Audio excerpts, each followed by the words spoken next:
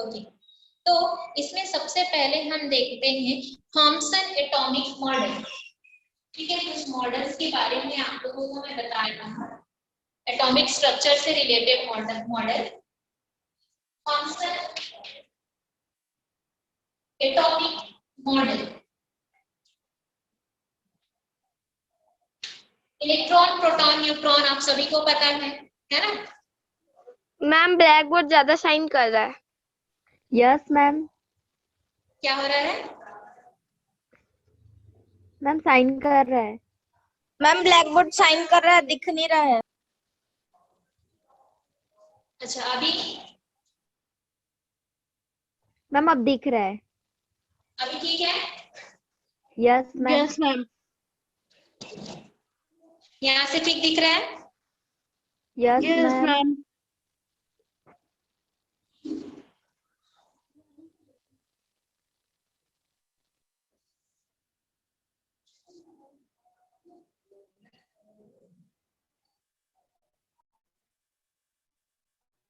Okay,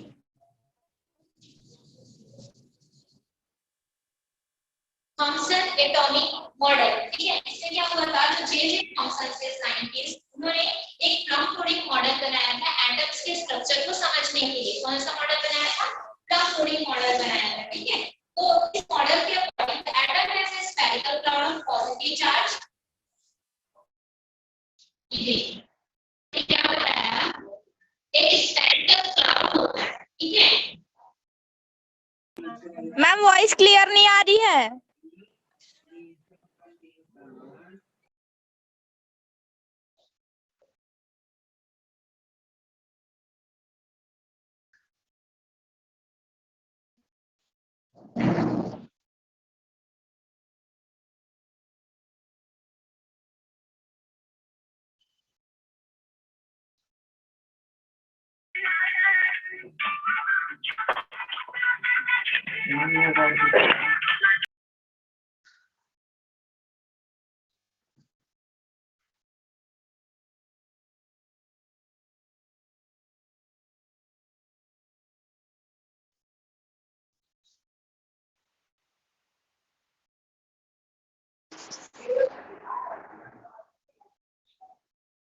voice आ रही है या नहीं मेरी? यस मैम, अब आ रही है थोड़ी थोड़ी। क्लियर है ना? Yes ma'am. ठीक है, तो प्लम कोडिंग मॉडल हम देख रहे थे, जिसमें थॉमसन ने क्या बताया कि पॉजिटिव चार्ज का एक स्फेरिकल क्लाउड होता है, जिसके अंदर में क्या होता है, नेगेटिवली चार्ज पार्टिकल्स होते हैं। यहाँ देखिए कि स्फेरिकल क्लाउड है जिसके अंदर क्या प्रेजेंट है, नेगेटिवली चार्ज पार्टिकल प्रेजेंट है। मैम आपकी वॉइस अटक अटक के आ रही है। नेटवर्क इशू की वजह से अटक के आ रही है।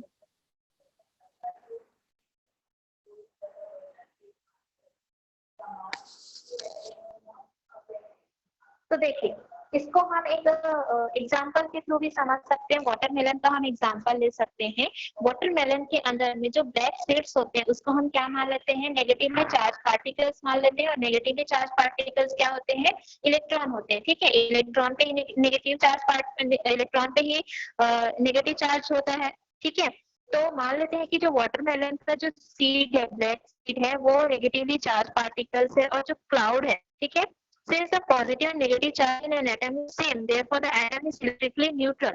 और जो रेड पोर्शन होता है उसको हम क्या मान लेते हैं, पॉजिटिवली चार्ज पार्टिकल्स मान लेते हैं। ठीक है, ये जो पोर्शन है उसको हम पॉजिटिवली चार्ज पोर्शन समझ लेते हैं। तो इस तरह से जो नेगेटिव और पॉजिटिव चार्ज है वो दोनों क्या है, इक्वल है। ठीक है, और जब दोनों इक्वल होते हैं तो उसको हम क्या कहते हैं, न्यूट्रल कहते हैं। क्या कहते हैं, न्यूट्रल कहते हैं। तो उस कंडीशन में जो एटम होता है वो कैसा हो जाता है, जब एटम पे इक्वल अमाउंट पे पॉजिटिव और इक्वल अमाउंट पे नेगेटिव चार्ज होते हैं तो वो जो एटम होता है वो क्या होता है, न्यूट्रल होता है। मतलब उस पर कोई भी चार्जेस नहीं होंगे। ठीक है,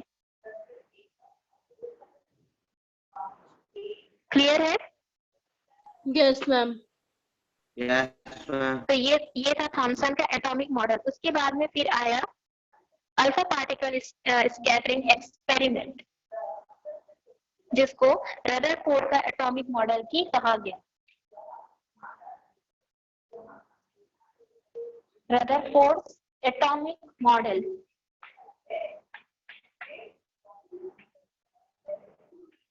रदरफोर्ड एटॉमिक मॉडल, ठीक है। तो जो ई रदरफोर्ड थे उनके कुछ स्टूडेंट थे जीजर एंड मार्सन, जिन्होंने इस एक्सपेरिमेंट को समझा और एटम्स के स्ट्रक्चर को समझाया, ठीक है। तो इस एक्सपेरिमेंट में एक थीन गोल्ड फॉइल होती है, सोने की पतली चादर होती है, ठीक है। इस तरह से हम थीन गोल्ड फॉइल समझ सकते हैं। तो सोने की पतली चादर के ऊपर क्या किया गया था, हाई एनर्जी वाले अल्फा पार्टिकल्स का बम्बार्टमेंट किया गया, ठीक है। हाई एनर्जी वाले जो अल्फा पार्टिकल्स हैं उनकी बौछार की गई इस गोल्ड फॉइल पे, ठीक है। किस पे, इस गोल्ड फॉइल पे alpha particles, high energy alpha particles का बम्बार्टमेंट किया गया। Alpha particles are positively charge and their mass is equal to the mass of helium atom. Alpha particles क्या होते हैं, पॉजिटिवली चार्ज पार्टिकल्स होते हैं जिसका जो मास होता है वो हीलियम के मास के इक्वल होता है, ठीक है। किसके मास के इक्वल होता है, हीलियम एटम के मैम मास के इक्वल होता है। यस मैम बोर्ड साइन कर रहा है और क्लियर कुछ भी नहीं दिख रहा है।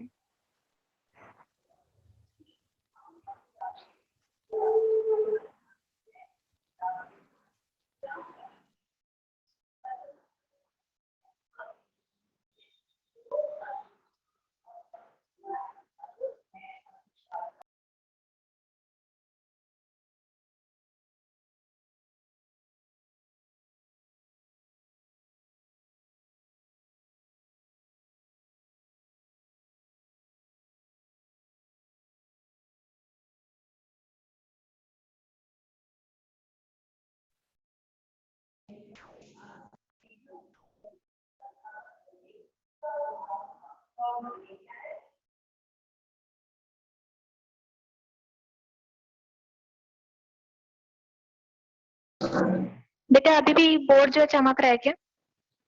यस मैम, क्लियर कुछ भी नहीं दिख रहा है।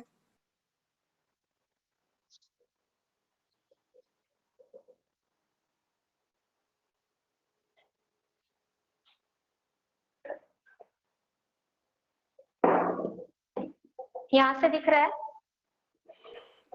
Yes ma'am.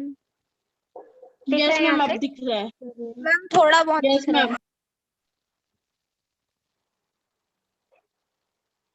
ठीक है, मेरी वॉइस क्लियर आ रही है?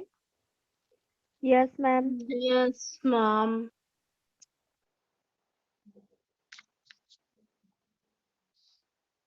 Okay.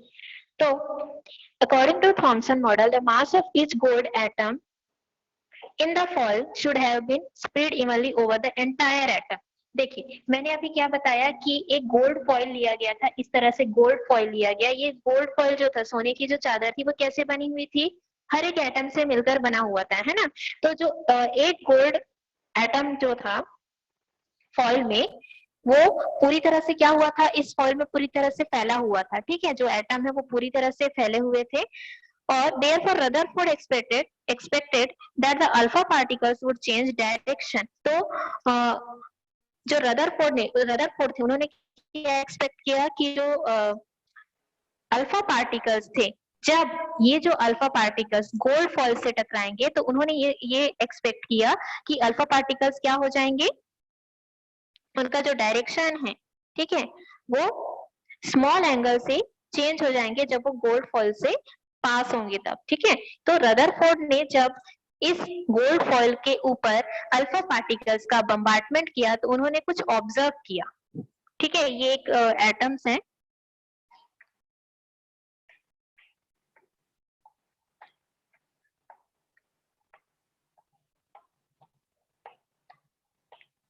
तो उन्होंने क्या ऑब्जर्व किया ये देखते हैं हम।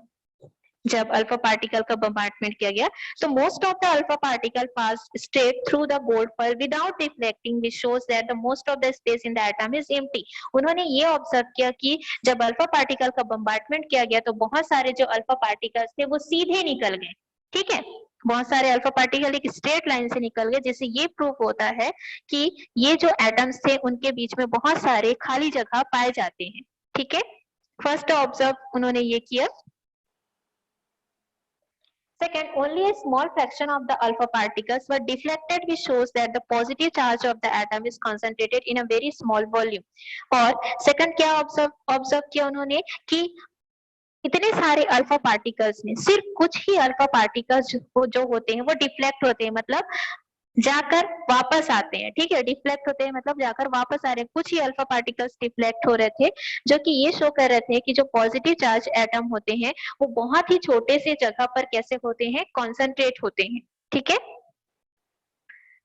Only 1 in 20,000 particle was deflected by 180 degree. इसके अलावा उन्होंने क्या ऑब्जर्व किया कि 20,000 पार्टिकल्स अल्फा पार्टिकल में से सिर्फ एक अल्फा पार्टिकल जो होता है वो 80 डिग्री से रिफ्लेक्ट होता है, डिफ्लेक्ट होता है मतलब जो 80 डिग्री से डिफ्लेक्ट हो रहा है, जिस पाथ से वो जा रहा है उसी पाथ से वो क्या हो जा रहा है, वापस आ जा रहा है 180 डिग्री। ठीक है,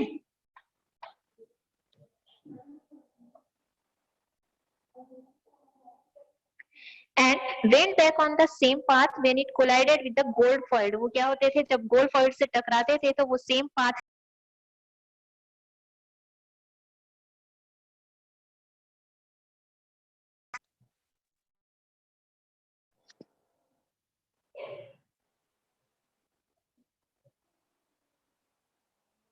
So if the alpha particles is bouncing back, then it means that the mass of the atom was densely concentrated in this extremely small region। इसका मतलब ये है कि जो अल्फा पार्टिकल्स थे जब वो टकराकर वापस आते थे तो इससे क्या ये प्रूव होता था, इसका मतलब ये है कि जो एटम्स होते थे वो बहुत ही छोटे से रीजन में एक्सट्रीमली कॉन्सेंट्रेट होते थे। ठीक है, और वो यूनिफॉर्मली स्प्रेड आउट भी नहीं होते हैं। इसका मतलब ये है कि जो एटम का मास होता है वो बहुत ही छोटे से वॉल्यूम में क्या होता है, हाईली कॉन्सेंट्रेट होता है।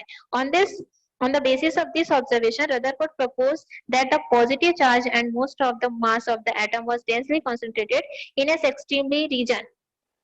इस तरह से रदरफोर्ड ने पॉजिटिवली चार्ज एटम्स के बारे में बताया जो कि बहुत ही छोटे से जगह में क्या होते हैं, डेंसली कॉन्सेंट्रेट होते हैं, और इसी स्मॉल जो पोर्शन था जहां पर पॉजिटिव चार्ज जो होते हैं कंसंट्रेट होते हैं उस स्मॉल रीजन को ही न्यूक्लियस नाम दिया गया। एटम्स का जो स्मॉल रीजन था जहां पर जो एटम होता है डेंसली कॉन्सेंट्रेट होते हैं उसको क्या नाम दिया गया, न्यूक्लियस। क्या कहा गया, न्यूक्लियस। न्यूक्लियस कहा गया। ठीक है, और इलेक्ट्रॉन्स जो होते हैं वो इस न्यूक्लियस के चारों तरफ सर्कुलर पाथ पर एक ऑर्बिट में मूव करते रहते हैं। इलेक्ट्रॉन जो होता है इस न्यूक्लियस के चारों तरफ, ठीक है, इस न्यूक्लियस के चारों तरफ सर्कुलर पाथ पर मूव करते रहते हैं। ठीक है, कौन मूव करते रहता है,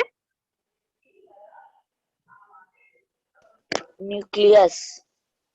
न्यूक्लियस। न्यूक्लियस। ठीक है, और प्रोटॉन और न्यूट्रॉन जो होते हैं, प्रोटॉन और न्यूट्रॉन जो होते हैं वो इस न्यूक्लियस के सेंटर पर, वो इस एटम के सेंटर पर प्रेजेंट होते हैं। ठीक है, प्रोटॉन पर कौन सा चार्ज होता है, पॉजिटिव चार्ज होता है। जो प्रोटॉन और न्यूट्रॉन होते हैं वो सेंटर पर प्रेजेंट होते हैं, और जो इलेक्ट्रॉन होता है वो न्यूक्लियस के चारों तरफ सर्कुलर पाथ पर मूव करते रहता है। क्लियर है यहाँ तक? Yes ma'am. ठीक है, इसके बाद हम देखते हैं बोरबरी रूल। ठीक है, ये रूल मैंने आप लोगों को क्लास में भी बताया था।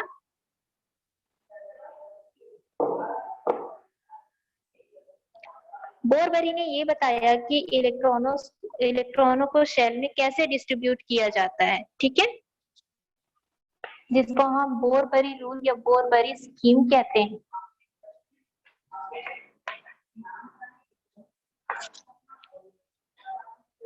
तो इलेक्ट्रॉन जो थे उनको डिफरेंट शेल में कैसे डिस्ट्रीब्यूट किया जाए, इसके लिए दो साइंटिस्ट थे, नील्स बोर और बरी। ठीक है, जिन्होंने इलेक्ट्रॉनों का डिस्ट्रीब्यूशन बताया। तो उनके अकॉर्डिंग 4 शेल होते हैं। कितने शेल होते हैं, 4 शेल होते हैं।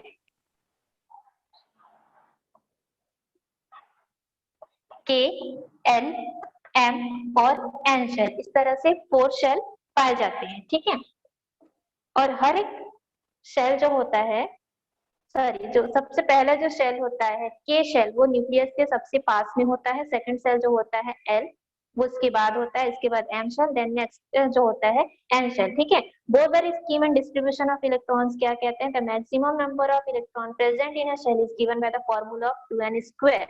कैसे डिस्ट्रीब्यूट किया जाता है, 2n स्क्वायर के फॉर्मूला से इलेक्ट्रॉनों का डिस्ट्रीब्यूशन किया जाता है, ठीक है। अब देखिए 2n स्क्वायर मतलब क्या है, n जो है नंबर ऑफ शेल को रिप्रेजेंट करता है, किसको रिप्रेजेंट करता है, n is equal to number of shell, ठीक है। तो सबसे पहले हम देखते हैं कि के शेल में मैक्सिमम कितने इलेक्ट्रॉन फील किए जा सकते हैं, ठीक। के शेल में मैक्सिमम कितने इलेक्ट्रॉन फील किए जा सकते हैं, तो इसी फॉर्मूले में हम नंबर ऑफ शेल को रखते जाएंगे, सॉल्व करते जाएंगे, जिससे आपको पता चल जाएगा कि हर एक शेल में कितने कितने इलेक्ट्रॉन को डिस्ट्रीब्यूट किया जा सकता है, ठीक है। तो सबसे पहले के शेल के लिए देखते हैं नंबर ऑफ शेल कितना है। यहाँ पर आप इस एल एम और एन तीन शेल को भूल जाइए और यहाँ पर सिर्फ देखिए कि नंबर ऑफ शेल कितना है, मैम वन। 1 है। तो इस फॉर्मूले में हम वैल्यू रखते हैं 2 is equal to number of shell कितना है, 1 का स्क्वायर। तो क्या हो जाएगा, 1 का square 1, 2 into 1 is equal to 2, ठीक है। तो के शेल में मैक्सिमम कितने इलेक्ट्रॉन फील किए जा सकते हैं, 2 इलेक्ट्रॉन। 2 इलेक्ट्रॉन फील किए जा सकते हैं। उसके बाद एल शेल में देखते हैं नंबर ऑफ शेल कितना हो जाएगा,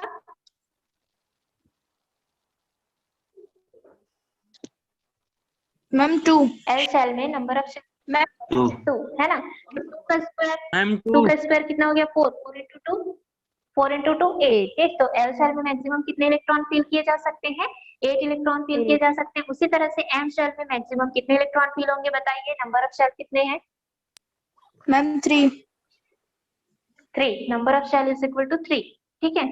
तो 3 का स्क्वायर क्या हो गया, 9, 9 into 2 18 18। 18।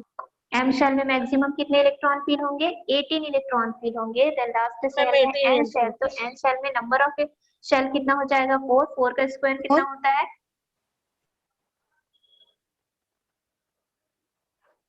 16, 16 into 2 32, ठीक है। तो 32। इस तरह से एन शेल में कितने इलेक्ट्रॉन मैक्सिमम फील किए जा सकते हैं, 32 इलेक्ट्रॉन फील किए जा सकते हैं, ठीक है।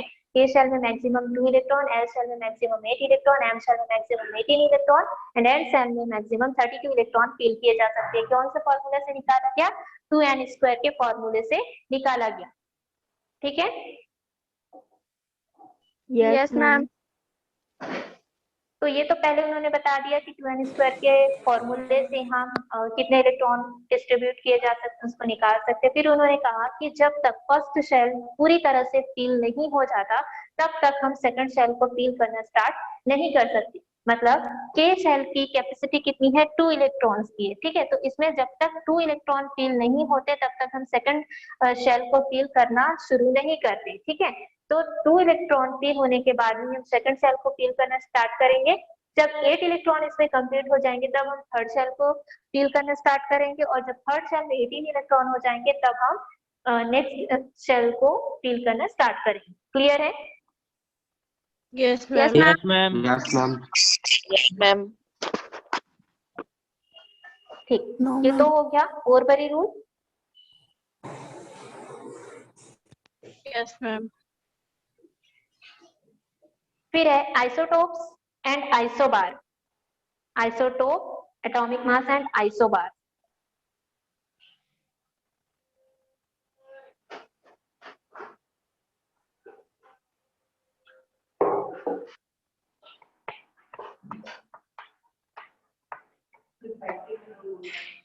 Isotopes and isobars। देखिए अगर हम कार्बन के नेचर के बारे में देखें तो कार्बन का जो एटॉमिक मास होता है वो कितना होता है, कार्बन का एटॉमिक नंबर होता है 6, ठीक है। एटॉमिक मास कितना होता है, 12 होता है, ठीक है। लेकिन कुछ केसेस में कार्बन का जो एटॉमिक मास होता है वो कितना होता है, 14, ठीक। कितना होता है, 14 होता है, ठीक। तो ऐसा क्यों होता है, actually carbon 12 and carbon 14 atom have different number of neutrons. Carbon 12 और कार्बन 14 जो होते हैं उनके एटम में अलग अलग न्यूट्रॉन्स पाए जाते हैं, ठीक है, अलग अलग नंबर में न्यूट्रॉन्स पाए जाते हैं। तो कार्बन 12 जो होता है उसमें 6 न्यूट्रॉन होते हैं और कार्बन 14 जो होता है उसमें 8 न्यूट्रॉन्स होते हैं। तो in nature a number of elements are present whose atoms have the same number of protons but different numbers of neutrons. The atom of such element where the atomic number is same but the mass number are different are called isotope of each other. देखिए यहाँ पर दोनों का जो atomic number है वो कितना है, 6 है। कार्बन 12 का एटॉमिक नंबर भी 6 है, कार्बन 14 का एटॉमिक नंबर भी 6 है, ठीक है, लेकिन दोनों का जो एटॉमिक मास है वो क्या है, डिफरेंट डिफरेंट है। तो ऐसे एटम जिनके एटॉमिक नंबर सेम होते हैं but atomic mass different different होते हैं तो उसको क्या कहा जाता है, आइसोटोप कहा जाता है, एक दूसरे का आइसोटोप कहा जाता है, ठीक है, समझ आया, आइसोटोप्स ऑफ ईच अदर, ठीक, जिनके एटॉमिक नंबर सेम होते हैं बट एटॉमिक मास क्या होते हैं, डिफरेंट होते हैं, ठीक, तो वो क्या कहलाते हैं, एक दूसरे के आइसोटोप कहलाते हैं। इसके जस्ट अपोजिट होता है आइसोबार, ठीक, जिनमें एटॉमिक नंबर डिफरेंट डिफरेंट होगा बट एटॉमिक मास क्या होता है, सेम होता है, ठीक है। इसका एग्जांपल हम ले सकते हैं नाइट्रोजन का। नाइट्रोजन का एटॉमिक नंबर होता है 7 और इसका एटॉमिक मास होता है 14, ठीक है। तो यहाँ पर देखिए कार्बन का और नाइट्रोजन का दोनों का जो एटॉमिक मास है वो सेम है, दिख रहा है, सेम है दोनों का एटॉमिक मास, कार्बन और नाइट्रोजन दोनों का। Yes, ma'am. Yes, ma'am. Yes, ma'am. But इसके एटॉमिक जो नंबर है वो डिफरेंट डिफरेंट है, कार्बन का 6 है और नाइट्रोजन का 7 है ना। Yes, ma'am. तो कार्बन और नाइट्रोजन एक दूसरे के क्या हो गए, आइसोबार, ठीक है, क्लियर है। Yes, ma'am. Yes, ma'am. Yes, ma'am. Yes, ma'am. Yes, ma'am.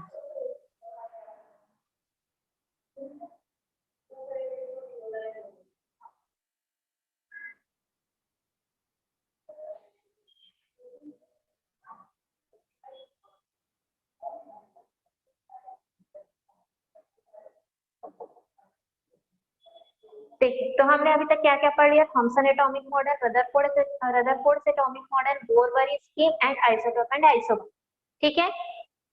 तो मैं थोड़ा सा प्रीवियस और बता देती हूँ आप लोगों को।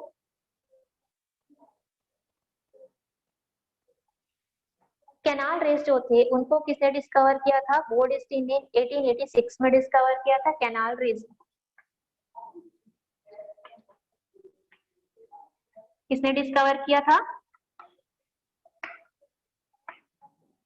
गोल्डस्टीन ने, ठीक है।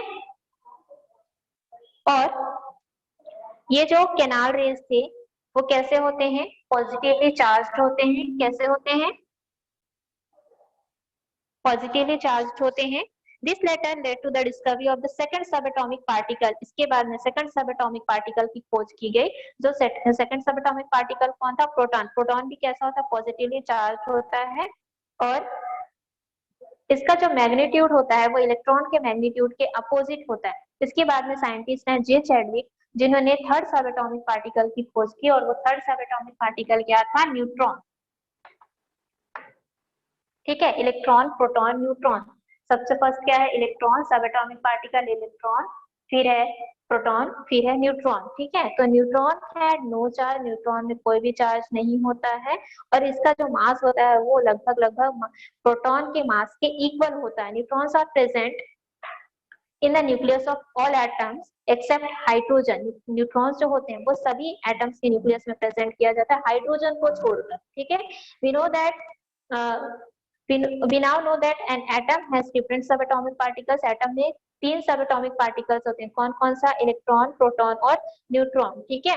प्रोटॉन्स और neutrons are present in the nucleus. Proton और न्यूट्रॉन कहाँ प्रेजेंट होते हैं, न्यूक्लियस में प्रेजेंट होते हैं, जबकि इलेक्ट्रॉन जो होता है वो न्यूक्लियस के चारों तरफ सर्कुलर पाथ पर मूव करते रहता है, ठीक है। और जो न्यूट्रल एटम होते हैं, जो हमने थॉमसन का प्लम पुडिंग मॉडल पढ़ा था, हमने पढ़ा ना कि इक्वल नंबर में अगर पॉजिटिवली चार्ज और पॉजिटिवली नेगेटिवली चार्ज पार्टिकल होते हैं तो एटम कैसा होता है, न्यूट्रल होता है। ठीक है, तो जो न्यूट्रल एटम होते हैं उसमें नंबर ऑफ प्रोटॉन और नंबर ऑफ इलेक्ट्रॉन कैसे होते हैं, इक्वल होते हैं। तो the number of total present in atom is known as its atomic number and is denoted by the letter Z। जो एटॉमिक नंबर होता है उसको कौन से लेटर से डिनोट किया जाता है, Z लेटर से डिनोट किया जाता है। Usually the mass of an atom is taken as the sum of the masses of the neutrons. Atom का जो मास होता है वो न्यूट्रॉन और प्रोटॉन का दोनों का जो मास होता है उसको मिलाकर एटम का मास होता है। The unit for mass number is new. ठीक है, मास नंबर का यूनिट क्या है, न्यू है। The subatomic particle neutron and proton present in the nucleus are also called nucleons. जहां पर न्यूक्लियस में जहां पर न्यूट्रॉन्स प्रोटॉन्स को प्रेजेंट किया जाता है उसको क्या कहा जाता है, न्यूक्लियॉन्स कहा जाता है। क्या कहा जाता है, न्यूक्लियॉन्स कहा जाता है। ठीक है, Yes, ma'am. ठीक, क्लियर है सभी को? Yes, yes ma'am. मैम। हाँ, Yes, तो ma'am. आपके चैप्टर में बस यही आईएमपी था जो मैंने बता दिया है।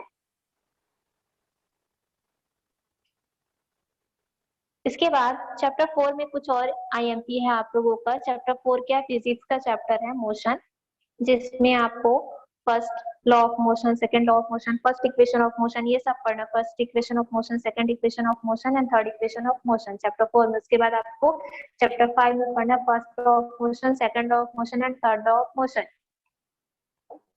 ठीक, तो कल की क्लास में मैं आप लोगों को मोशन की तीनों इक्वेशन आप लोगों को एक्सप्लेन करने वाली हूँ। Okay, ठीक, यहाँ ma'am. तक किसी को कोई डाउट है पूछ लीजिए। यहाँ तक किसी को कोई डाउट है No, तो ma'am. पूछ लीजिए। Ma'am Okay, ma'am.